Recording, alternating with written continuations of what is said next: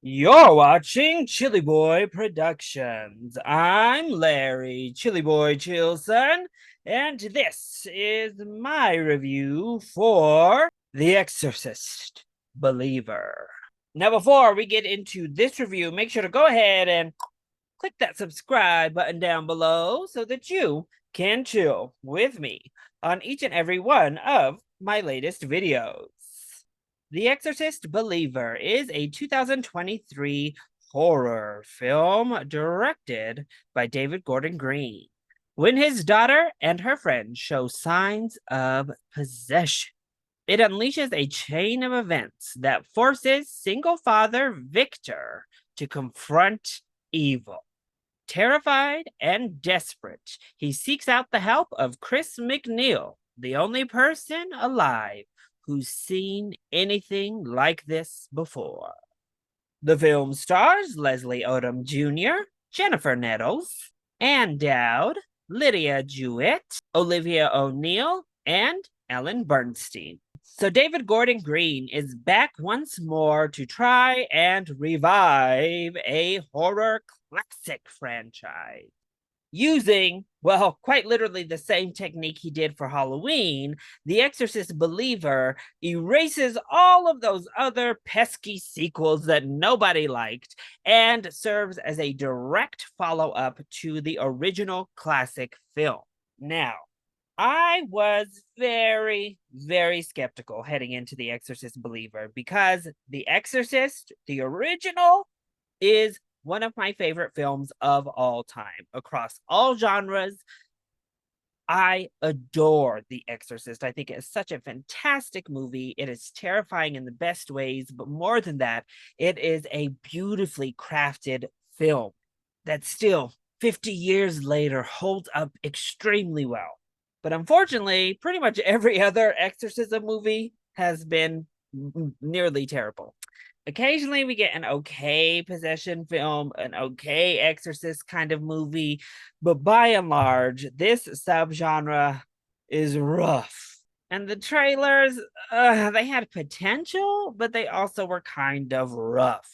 Add to that the fact that while I really like 2018 Halloween, oh, those sequels really fell off until we had Halloween Ends, which I really didn't like. So David Gordon Green and the track record in horror, not looking great.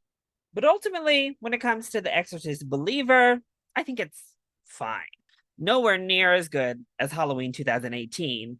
Not even a drop in the bucket compared to The Exorcist, but far and away better than most of the possession films we receive. It's fine. So let's go ahead and talk about the positives first.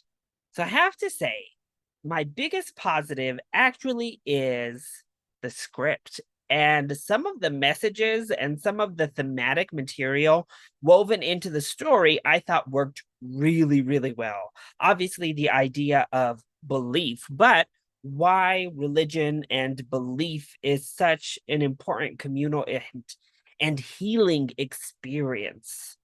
There's actually this really nice montage in the middle of the film about why religion can be so powerful and why we seek out religious spaces in times of need that I thought was actually really beautiful. And then we ramp up for the possession, building off of that message of community. When we get to the big exorcism, it's not just a Catholic priest here like every other possession movie, because when you think of an exorcism, you think of the Vatican, the Pope. It is a Catholic ceremony. But the film does a good job of establishing that all types of religions and all types of societies have exorcism ceremonies. They have ways of warding and getting rid of parasitic demons in their own right. And what I enjoy that this film incorporates several different religions or belief systems, different people from all walks of life together, having to come together for the sake of these girls and their souls, if you will. And I thought that was actually quite powerful to see these people all working towards the common goal. And something really fresh to get a movie about possession that doesn't just have a Catholic priest versus the demon. Now, don't get me wrong, The Catholic priest still does show up, but it's so much more than that. I thought the acting was all really solid, actually. Leslie Odom Jr. is quite fantastic in this role and gives it everything he has. Both of these young ladies are also really good. Particularly, Lydia Jewett was fantastic in this role. I'm not really familiar with this young actress, but she was great. And she was given a lot more to work with than our other girl, Olivia O'Neill. And she does everything she can with it. There's also some cool, gnarly practical effects, which thank goodness, because again, the standard is high. The practical effects of the OG 70s film, The Exorcist, still hold up as gruesome today. So if you're going to make an Exorcist movie, a direct sequel to The Exorcist, those practical effects better look top tier. These ones look very good. And I have to say, I loved the score. Much like with the Halloween series, what they do with Tubular Bells and repurposing that and kind of adding on new things to give it new life is so good. And the score really worked. So then, what doesn't work so well when it comes to The Exorcist Believer? Well, the fact that it's a direct sequel to The Exorcist is very weak at best.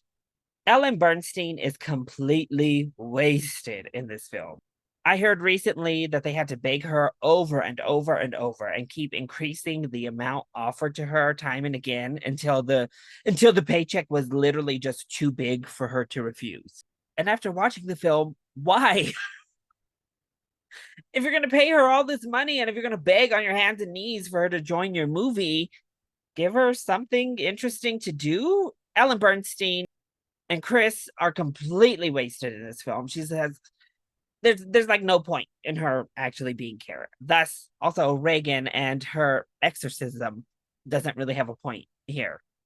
And it leads to them having to shoe in these moments of nostalgia. Oh, remember when Regan turned her head all the way around in The Exorcist? Well, oh, remember that line from the first one that doesn't really have anything to do with any moment that's built up here? Well, we're going to throw it in. So they have to put in little nostalgia bait throughout the movie in order to relate it back to The Exorcist, because otherwise it's a completely independent film from that. It doesn't really serve that great as an actual sequel. And I have to say, the story with Chris and Regan, I didn't love it. I just didn't love what they did with them as characters. Also, the characters, by and large, not great. Very thin characters. Catherine, played by Olivia O'Neill, and her family are not developed at all. They are the secondary possession of this film. And so it's really hard to connect to this little girl like you do with Angela and her dad. And Dowd is here, and we get some kind of like flimsy backstory. But then they all start making really dumb decisions near the end of this film for a climax that's very uneven. It's not overly scary, really. Actually, the film, by and large, is not very scary.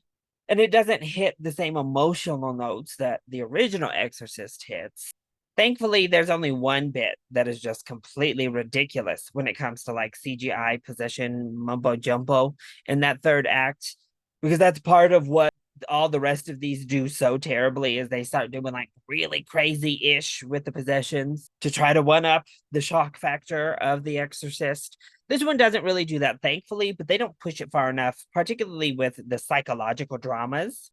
And the resolve of the psychological drama that takes place, it's interesting.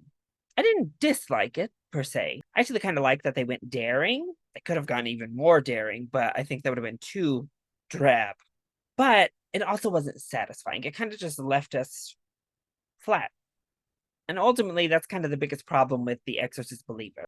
It's not very scary, but in turn, it also doesn't do a good job of really connecting you to these two families and these two girls. And that's what so many of these movies get wrong that The Exorcist got right. They're not able to follow the prototype laid down.